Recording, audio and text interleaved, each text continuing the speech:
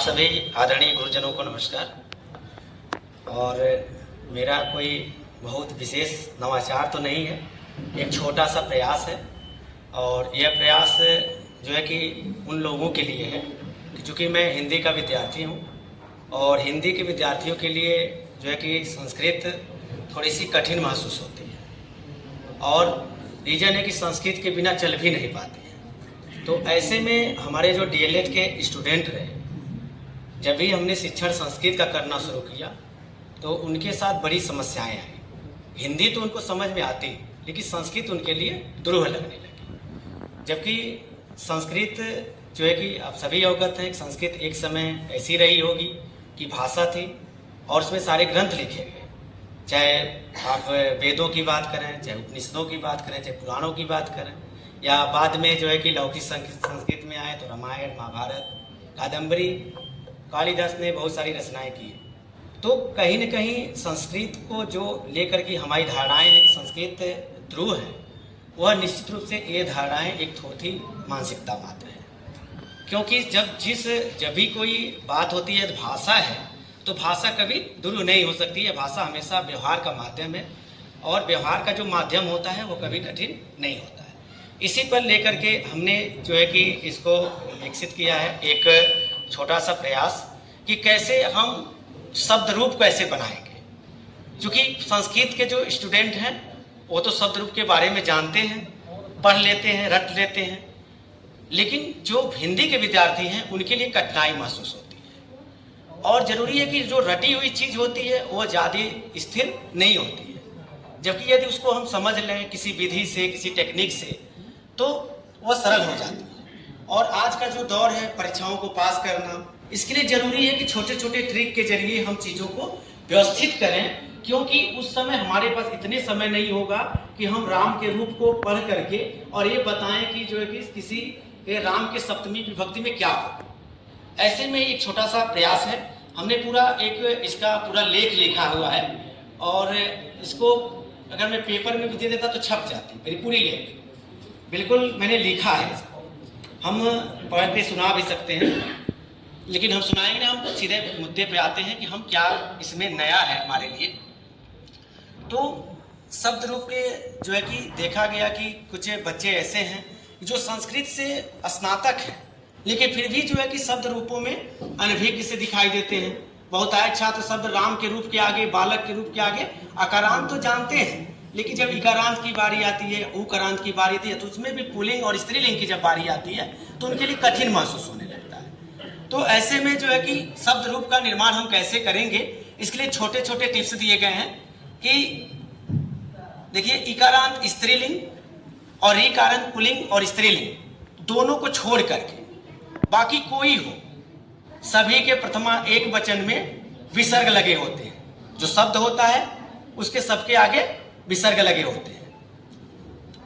केवल इकारांत में नहीं लगता है और ईकारांत स्त्रीलिंग और पुल्लिंग में नहीं लगता है, बाकी सब जगह लगती है।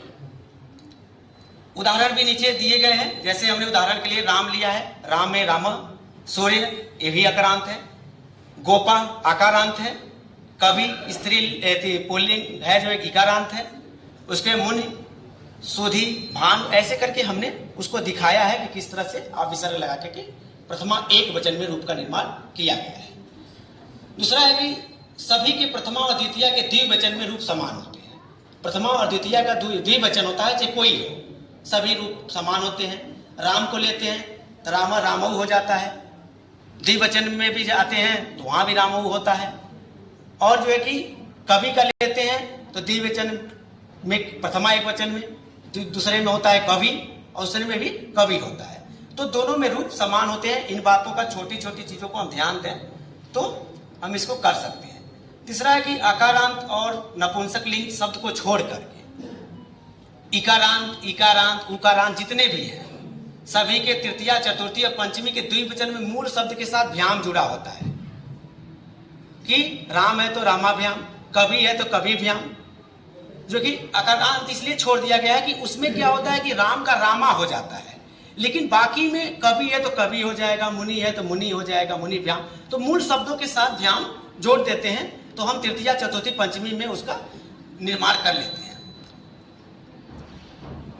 अकारांत शब्द को छोड़ करके ईकारांत, ईकारांत, उकारांत, उकारांत, रीकारांत पुल्लिंग और स्त्रीलिंग सभी के षष्ठी और सप्तमी के द्विवचन में मूल शब्द के साथ ओह जुड़ा होता है।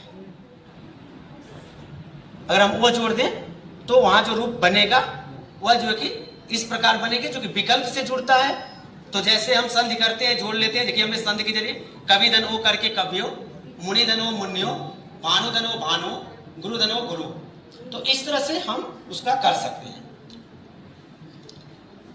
आकारांत शब्द को छोड़ करके बाकी जितने हैं सभी के तृतीया के बहुवचन में भी जुड़ा होता है। भी कवि है तो कवि भी है, मुनि है तो मुनि भी है। इस तरह से हम शब्द को बड़े आसान से 2-4 बार अगर कर सकते हैं। इन जितने चीज दिए गए हैं 5, 7, 8 सूत्र मात्र हैं। 7-8 सूत्रों के जरिए हम शब्द का निर्माण पूरे कर सकते हैं। जो हमारे लिए कभी कठिन बनता था वो सरल हो सकता है।